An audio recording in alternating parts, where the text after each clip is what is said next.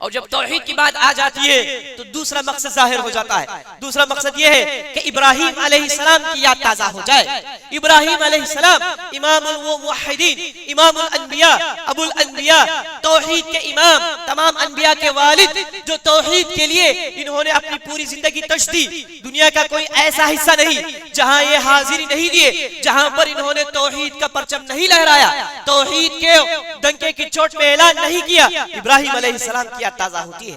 عزیز دوستو، یہ ارکان آپ دیکھتے ہیں اصل میں ابراہیم علیہ السلام کا عمل تھا جسے اللہ نے بہت پسند کیا اور یہ کہہ دیا کہ قیامت تک کے آنے والے یہی کام کریں گے کیونکہ یہ کام ہمیں بہت پسند ہے.